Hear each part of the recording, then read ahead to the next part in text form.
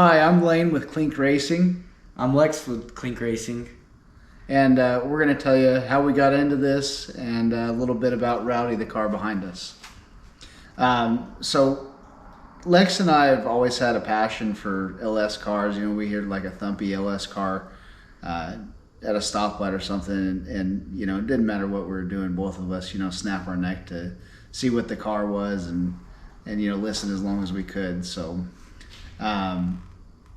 I finally got my dream car, which is this red C6 behind us, and Lex and I have just been going crazy with it ever since. It's been a huge joy in our life, and we really wanted to drift, so we took it to full lock drift school one day and found out real quick that the car is very far from being set up to drift, and decided that we didn't want to trash it, especially, you know, being new to drifting. So I started looking for a potential drift car, and this car popped up on Facebook Marketplace all the way down in Laredo, Texas, and I knew it was the car. It was a super good deal. The guy said that it was low mileage and explained, you know, that it was having issues with the ECM and body control module and the VAT system not communicating, and he couldn't get it to run. So after countless efforts, he decided that he just needed to sell it and cut his losses. I went through some of the comments on Facebook on the posting and saw that, you know, a couple people said, get a Holley Terminator X and slap it on there and you're good to go. So I took that as gold, and we went all the way down to Laredo, Texas to get this car. And on the way back, I stopped at Summit Racing, and I talked to the guy that we bought the red car from, and I asked him, hey, what's all done to that car? Like, give me all the specifics, the cam specs, you know, heads, like just tell me everything I can so we can make the engine just as close as possible to the red car, because we love the way it runs, and we knew we could drift with it. We just we didn't want to mess that one up. So we got all these parts. We got a high lift camshaft from Summit Racing, all the high lift springs, new oil pump, all the seals, head gaskets. I mean, everything that you would need to do for a cam swap and heads. So then we took the stock 243 heads off and sent them to DNS cylinder heads here in Oklahoma City, and they turned out perfect. David Nix, which is a good friend of mine and a master mechanic, I called him and asked him if he would be able to do the work on the car, and he was excited to do it. So then I just needed to find a shop, and I'd heard about Built by Amateurs, and it's a nice little shop here in Oklahoma City where you can take your stuff and work on it. He's got lifts and toolboxes, you know, all the tools you could imagine, and tons of good connections around the city for things like, you know, the DNS cylinder heads, you know, exhaust work, I mean, welding, fabrication, you name it, he has a source for it. So Built by Amateurs really helped us out with that. David is just a wizard when it comes to engines. So he had that engine torn apart in a couple hours. It wasn't 3 days before he had everything back together, and that's with, you know, having to order parts and, you know, go all over town, running around. It was wild how quick he got that thing together. I mean, he could have done it blindfolded, I bet. So we got it running. Thank you to David and Built by Amateurs. Like, couldn't believe how fast we got it done. And we got it set up on the base start tune from Holley and took it to Remington Park that next weekend. So went all the way to Laredo, Texas, worked on it, you know, Monday through Thursday, and had it running, and was at a drift event that next weekend.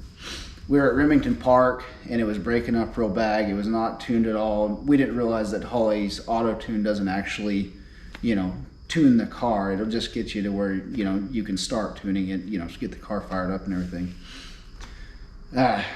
It ran good. You know, we could feel all the power but it was just breaking up, and you couldn't, get out of the throttle or feather the throttle in the corners. It just wouldn't break, have the response to actually drift. But we did pretty good. We had a ton of fun. We knew the car had tons of potential. It was awesome. Moving forward, we knew that we needed to get the car tuned, and I was, trying to figure out who would be best, how we would do this.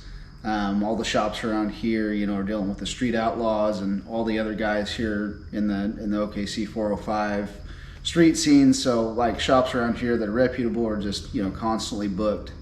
So I got a hold of this guy named Brandon Watson out of Florida, and he's a well-known tuner, like a Holly expert, and a couple people vouched for him, and turns out, the guy's a genius. So Lex and I loaded up. Lex put my laptop on his lap, and I hotspotted to the laptop, and he remoted into my laptop as we're going up and down the road, so he can see everything that's going on with the engine, how fast we're going, he's watching the air fuel mixtures. He's tuning this car in real time. So we live, thankfully right here on Route 66. It's a really nice straight patch. Grassy sides, a place where you can actually safely do pulls and get away with it. It's really a blessing to be this close to something like that. So we went up and down Route 66, probably 10 times, and he was dialing it in so fast. The last couple pulls, he was like, I can hear that car. It sounds really good, and we were having a lot of fun with it. So he got this thing so dialed in, and the next event, it was ripping, and we were at what was the next event after Remington Park? I'm trying to think. I think it was Mac Park, or no, it was Drift School. Yeah, it was Drift School. It was Drift School. The wet pad. And the car ran great. It was much more controllable. But then we found that we needed angle. We needed an angle kit. Corvette stock angle is not very good. They're turning angle is, I don't know. It's not much. So anyway, we started looking for angle kits, and I got a hold of Justin at Just Engineering. After talking to James at Built by Amateurs, he suggested that they were a good one to look into, and sure enough, man, the guy is also, he's had all kinds of suggestions, and knew exactly what we would need, and got us all the parts. We installed an angle kit in one night. David Nix came over again, and we didn't even need to look at instructions or anything. He just, he had that knocked out in 2-3 hours. Yeah, something like that. Did an eyeball alignment, and man, the first event that we had with this car at OMC,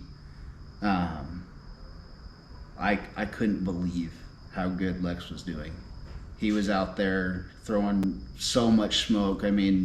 Right in the edge of every corner. He was really starting to show his skill, and the car was just really performing then. We need to mention momentum. So we took, before we knew drift season was starting, we knew that I knew that I wanted Lex to have a roll cage, and we want to continue to get the car as prepped for Pro-Am and Formula Drift as possible. So we wanted a roll cage, so I started asking around. Sure enough, James from Built by Amateurs had another guy, and then a couple other guys recommended Charles Powell with Momentum Fabrication. And he really only does it as kind of a side thing, and he kind of, picks and chooses who he works with, but thankfully he was willing to work with us, and we took the car up to him, and he did an amazing job. He form fitted all of this tubing, perfectly to the car. It's one of the nicest cages I've ever seen. So that's where the cage came from. And then last but not least, we've been working with T-Mod Customs. They do a lot of custom shifters and upgraded linkage and things like that. He sent us some parts recently. We just got the shifter in, and it is the nicest machine work. And I mean, the man's a master of his craft. I don't know how he makes this stuff this nice. I drove it for the first day with the shifter in there, and it was real tight, but real short. Like, I can tell it's going to be a world of difference, and we'll go over that more. Like, that's something we really need to do a full video on. But anyway, this is Rowdy, and I feel like it's pretty appropriately named, and I'm sure you guys will enjoy seeing a lot more of it. And Lex is driving.